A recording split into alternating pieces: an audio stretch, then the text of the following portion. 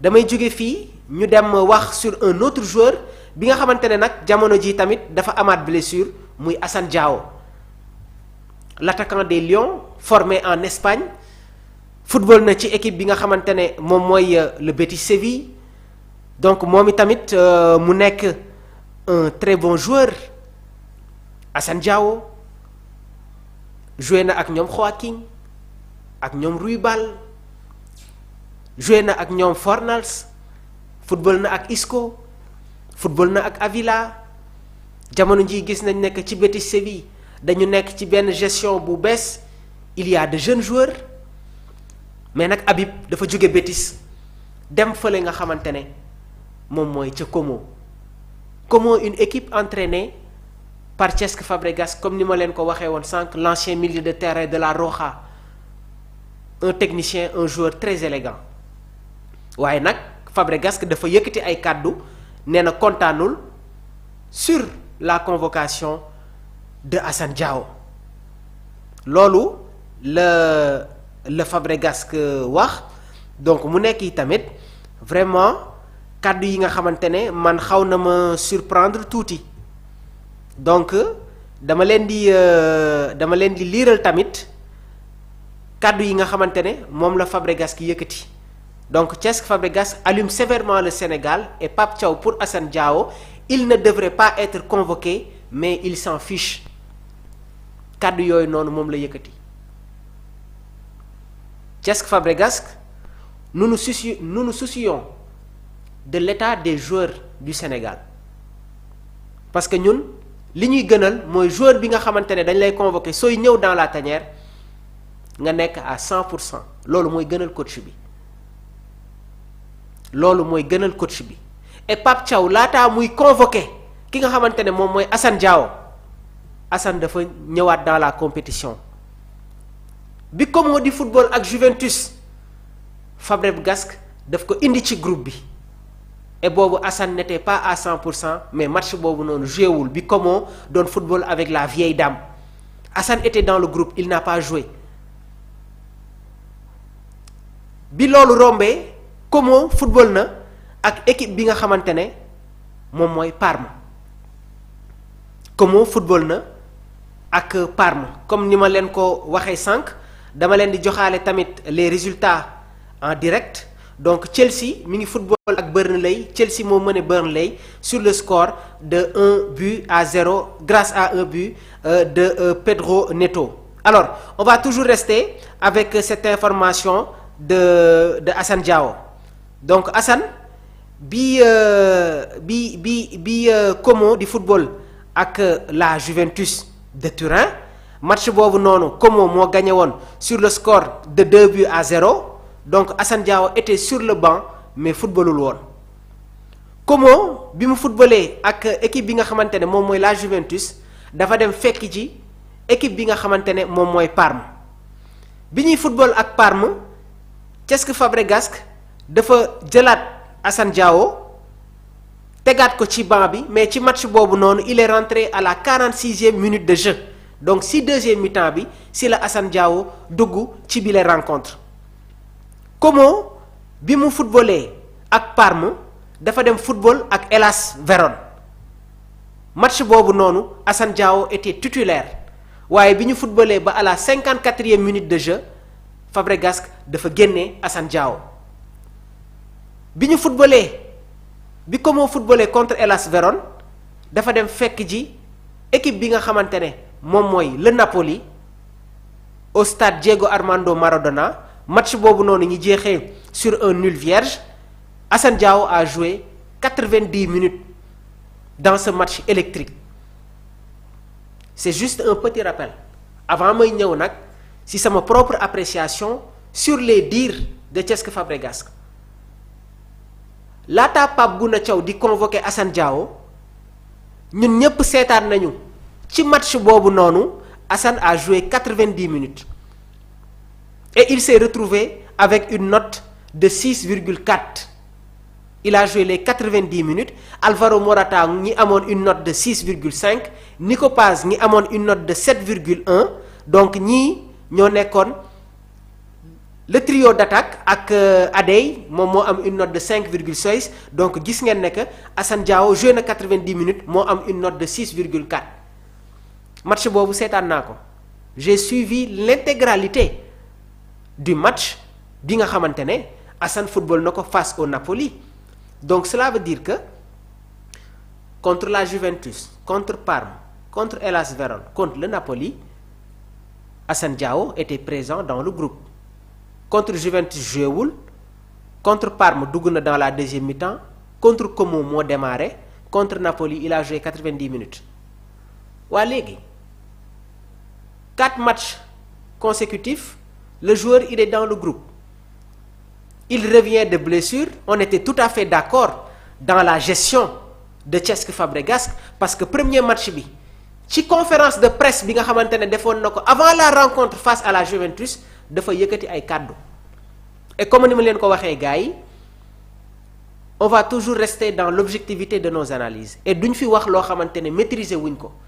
mais tout ce qui concerne les informations les joueurs du Sénégal dañuy dem toujours à la quête de l'information laata bile match Cesc Fabregas lors de la conférence de presse li mu waxoon mooy lan Assane Diao est un joueur qui est bon dans le groupe Assane Diao fait du bien au groupe contre la Juventus dinañ ko boole ci groupe bi mais nag on va jouer avec la prudence il a été prudent ci match boobu noonu dugalu ko Como moo gagné woon la Juventus sur le score de 2-0 grâce à des buts de Nico Paz à la 79e minute de jeu ak tamit le défenseur Kempf moom moo dugal le premier but de cette rencontre à la 4e minute de jeu bi ñu ñëwee contre Parme Assane Diao était sur le banc mais comme ni ma leen ko waxee dañu ko indi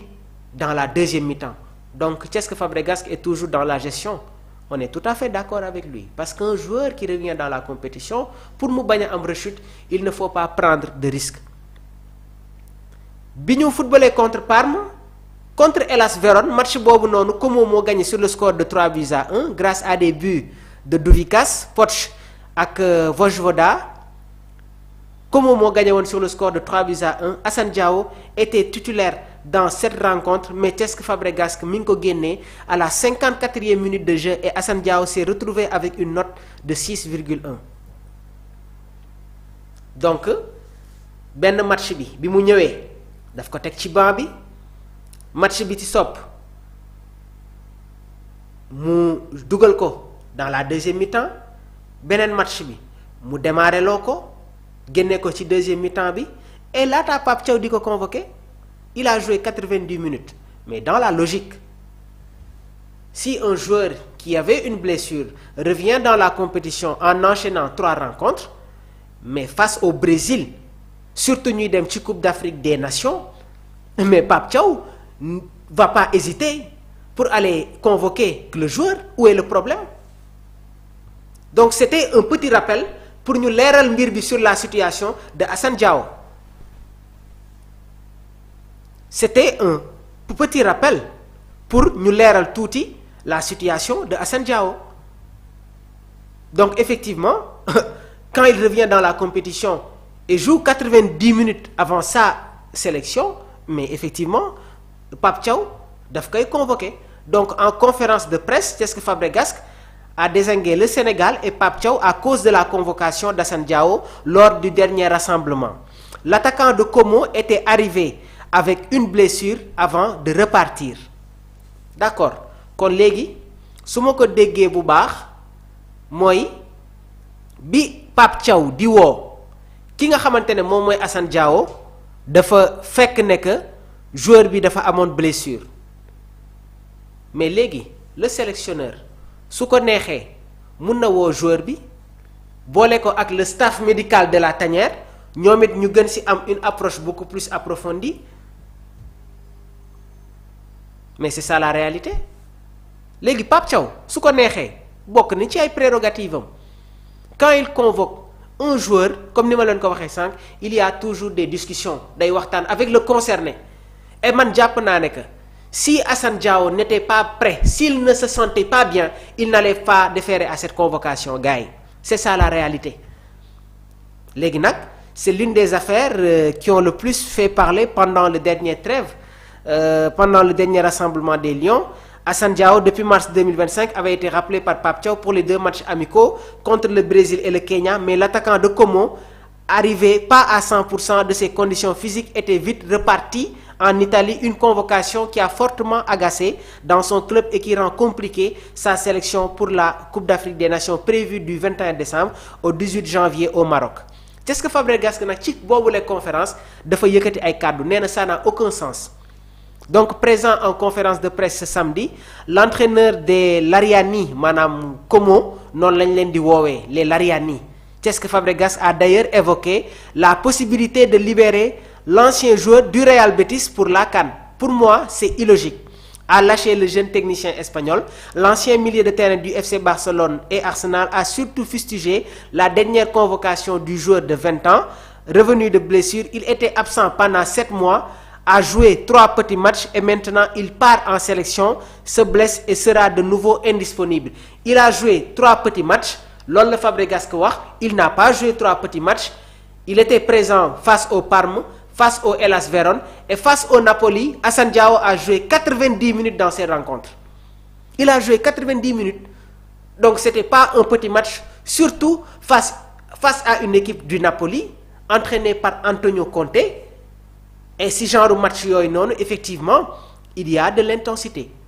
Une équipe composée de Di Lorenzo, Rahmani, Boyojurno, Mathias Oliveira, Zambo Anguissa, Kevin De Bruyne, il était blessé, bokkul woon ci bile rencontre. Des joueurs comme Gilmour, Scott McTominay, David Neres, Politano, mais Oilun 11 boobu noonu le Antonio Conte indi woon face au Como. Assane a joué 90 minutes et il y avait un duel exceptionnel entre Assane Diao ak le capitaine du Napoli Di Lorenzo, l'international italien. Kon gars yi suñu déggee Fabregas muy wax mooy conclusion bi ñu si tiré mooy il compte sur Assane Diao. Léegi nag yamul foofu dafa yëkkatiwaat yeneen kàddu nee na peut-être qu'il retournera au Sénégal pour la CAN. Pour un joueur, il faut faire les choses correctement. Personnellement, ça n'a aucun sens, il s'en fiche, mais on veut le meilleur pour lui. Il est allé au rassemblement du Sénégal avec une légère blessure aux adducteurs et n'a participé qu'à 2 entraînements. Ensuite, il s'est blessé et est revenu ici. Donc Fabregas moom wax na ko nee na Assane Diao bi muy ñëw